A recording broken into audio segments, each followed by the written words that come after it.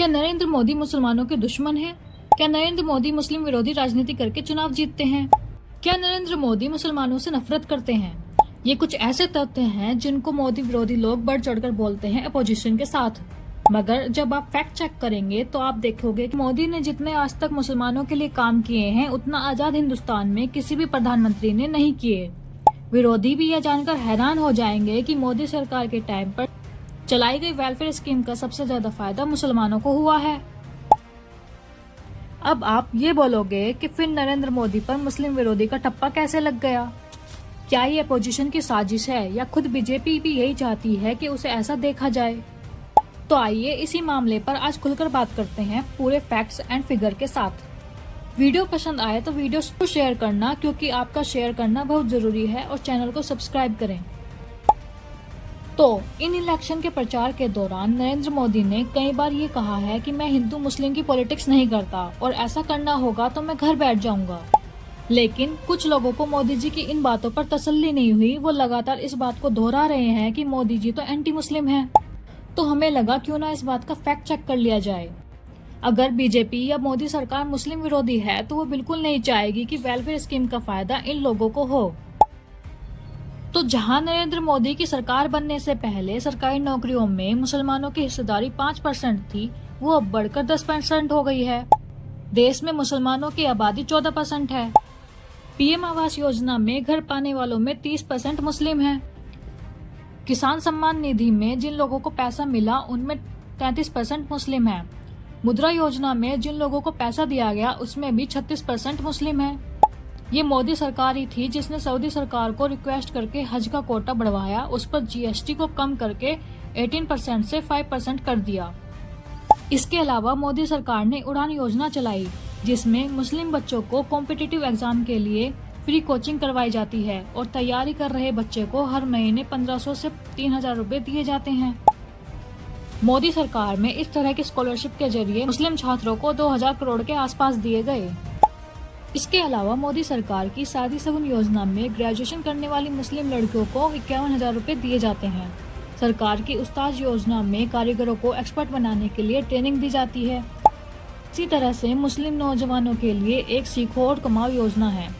सरकार की ईदी योजना में 5 करोड़ मुस्लिम छात्र छात्राओं को प्रधानमंत्री छात्रवृत्ति भी दी जाती है।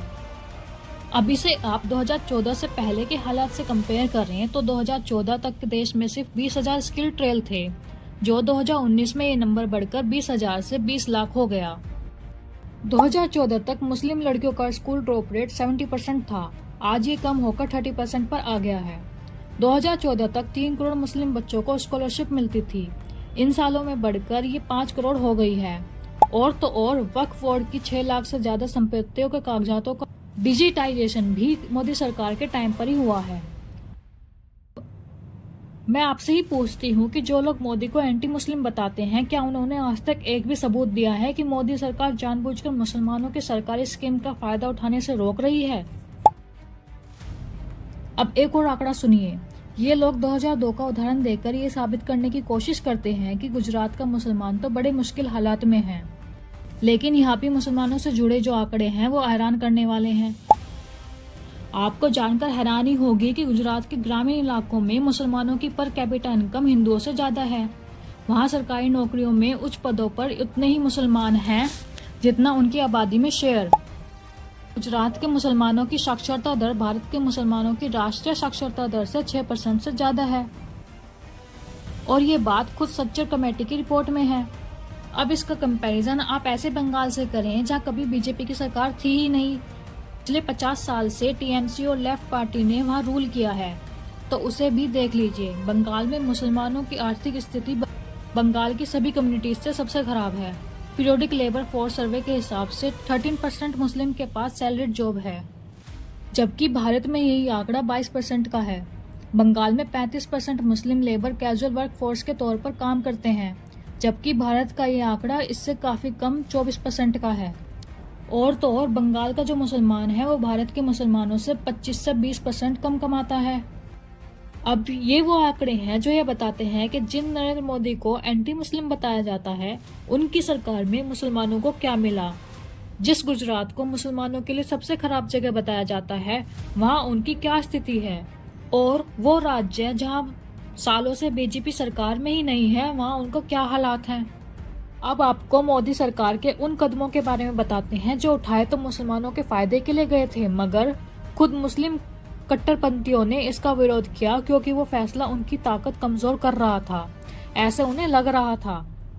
मोदी सरकार ने जब इंस्टेंट ट्रिपल तलाक खत्म किया तो मुसलमानों के एक सेक्शन ने इसका खूब विरोध किया। अंध विरोध इतना था कि जिन महिलाओं के फायदे के लिए ये किया गया, कई शहरों में तो उन्हें आकर विरोध करना शुरू कर दिया। दुनिया में 56 मुस्लिम देश है, ज्यादातर में सालों पहले ही खत्म हो चुका है। जब मोदी सरकार को लगा इससे बड़े पैमाने पर भारतीय मुस्लिम बहनों का शोषण हो रहा है तो इसे खत्म किया जाए, तो इसमें गलत क्या था। लेकिन इस फैसले को ऐसे प्रोजेक्ट किया गया जैसे मोदी सरकार मुसलमानों से इनकी पहचान छीन रही है। उसी तरह कश्मीर से जब 370 हटाया गया तो कश्मीरी नेताओं ने मोदी पर इल्जाम लगाया कि मोदी कश्मीर को गाजा बनाना चाहते हैं। मगर ये आज सारी दुनिया के सामने है कि जैसे ही कश्मीर से 370 हटाया, अलगवादियों को ठिकाने लगाया गया, उनकी फंडिंग को बंद किया गया, तो कश्मीर में हालात धीरे धीरे नॉर्मल हो गए।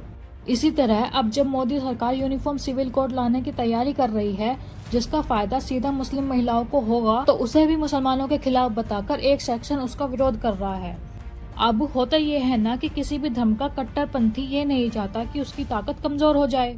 अगर यूसीसी लागू होता है तो इनकी पकड़ कमजोर होगी, आम मुसलमान देश के कानून की तरह न्याय ले सकेगा, तो ये इनको बर्दाश्त नहीं होगा। अब जो पार्टी मुस्लिम अपीजमेंट की पॉलिटिक्स करती है, वो ये जानने के बावजूद कि यूसीसी सही है, इन मुस्लिम कट्टरपंथियों के साथ खड़ी हो जाती है। इससे ऐसा माहौल बनता है कि मोदी सरकार शायद कोई एंटी मुस्लिम कानून ला रही है। इसी तरह अगर मोदी सरकार बांग्लादेश, अफगानिस्तान, पाकिस्तान में जूझ रही माइनॉरिटीज के लिए सीएए लाती है, तो उसे ऐसा प्रोजेक्ट किया जाता है कि भारतीय मुसलमानों के खिलाफ है, जबकि उसका भारतीय मुसलमानों से कोई लेना देना ही नहीं है। ये मोदी ही है जिनके गुजरात के बोहरा मुसलमानों से बहुत अच्छे रिश्ते हैं। बोहरा मुस्लिम महिलाएं तो मोदी को राखी तक बांधती हैं। ये मोदी ही हैं जो चुनावी रैली में अगर अजान की आवाज सुन लें तो अपने भाषण बीच में ही रोक देते हैं। कोविड के टाइम पर जब चाइना में हजारों भारतीय फंसे थे तो भारत सरकार ने ये फर्क नहीं किया था कि इन छात्रों का धर्म क्या है, भले ही कोविड के टाइम में चाइना का मामला हो या रशियन यूक्रेन वॉर में फंसे बच्चों का। भारत सरकार ने अपने तो छात्र बचाए ही, बल्कि कई बार पाकिस्तानी छात्रों को भी वहां से बचाकर लाया गया। और ऐसा नहीं है कि दुनिया को ये दिखता नहीं है, तभी तो सऊदी अरब ने अपना सबसे बड़ा सम्मान मोदी को दिया। आपको जानकर हैरानी होगी कि प्रधानमंत्री बनने के बाद अब तक 7 मुस्लिम देश नरेंद्र मोदी को अपना सर्वोच्च नागरिक सम्मान दे चुके हैं। इन्हीं मोदी सरकार के टाइम पर भारत का मुस्लिम देशों के साथ ट्रेड सबसे ज्यादा हो गया है। मोदी आबू धाबी में शेख जाहिद मस्जिद भी गए। उन्हीं की सरकार में आबू धाबी में पहले हिंदू मंदिर के लिए जमीन भी दी गई और बाद में वह बनकर तैयार भी हो गया। और इसमें गौर करने वाली बात यह है कि हम जिन ट्रेड और या जिन सम्मान की बात कर रहे हैं, यह सब मुस्लिम देशों के साथ हुआ है। जो देश मुस्लिम मुद्दों पर इतने सेंसिटिव रहते हैं, अगर उन्हें लगता कि मोदी एंटी मुस्लिम है या उनकी सरकार में भारत में मुसलमानों पर जुल्म हो रहा है, तो क्या ये सम्मान और ये सब डील हो पाती? अगर ये बात लॉजिकल लगी तो अपने दोस्तों और रिश्तेदारों में शेयर कर देना। यह वीडियो उन लोगों तक पहुंचनी चाहिए जो कहते हैं मोदी सरकार एंटी मुस्लिम है। अब आप में से कुछ लोग ये बोलेंगे कि असल हालात ऐसे हैं तो ये माहौल क्यों बन रहा है कि बीजेपी एंटी मुस्लिम है। तो इसे ऐसा समझ लीजिए कि हाथी के दांत दिखाने के कुछ और खाने के कुछ और। वही स्थिति पॉलिटिक्स में भी होती है। लेकिन जैसा कि कहा जाता, अगर आप वीडियो के एंड तक पहुंच चुके हैं तो चैनल को सब्सक्राइब कर लें ताकि आपकी बुद्धि भ्रष्ट होने से बची रहे और नॉलेज बढ़ती रहे। Thanks for watching.